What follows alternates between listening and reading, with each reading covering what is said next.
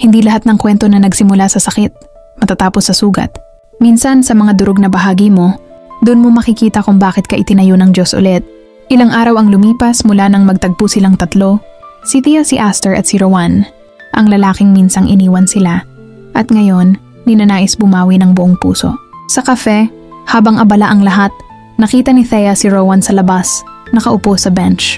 Hindi siya CEO ngayon. Wala siyang bodyguards. Wala siyang kotseng mamahalin. Simpleng shirt, namumugto ang mata, may hawak na maliit na paper bag. Naglakad si Thea palabas. Ayaw magpakitang nanginginig ang damdamin. Hindi dahil sa galit, kundi dahil sa alaala ng isang pusong muntik mabasag ng tuluyan. Si Thea, mahina, parang batang natatakot masigawan. Lumapit si Aster, may hawak na maliit na drawing. "Mommy, look how! Family tayo!" Nakadrawing sila, tatlo sila. May araw, may puso, may mga bituin. Huminga si Thea ng malalim. Hindi dahil nalulungkot, kundi dahil sobrang laki na ng puso niya ngayon. Hindi na ito kasyang sakta ng nakaraan.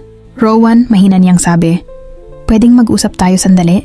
Tumayo si Rowan nakatungo, may takot sa mata. Hindi takot mawalan ng pagmamahal. Takot mawala ulit ang pagkakataon. "Hindi ko hihingin na ibalik mo ako." Bungad niya, nanginginig boses.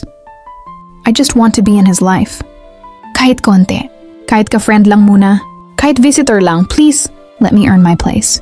Tahimik si Thea. Hindi siya umiiyak. Mas masakit ang tahimik na tapang.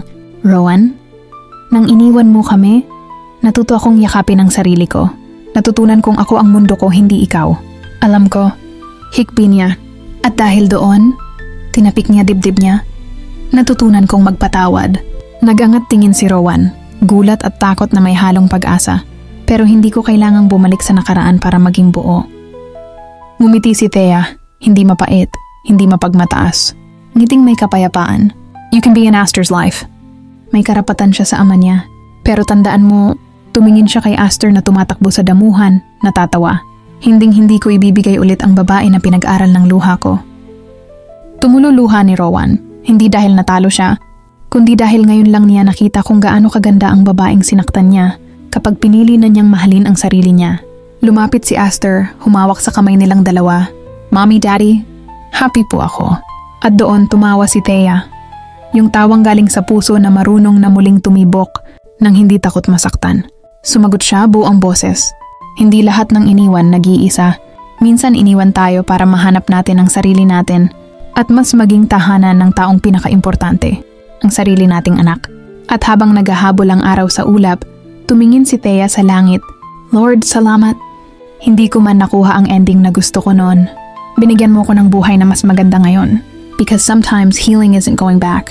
It's moving forward with a stronger heart." The end.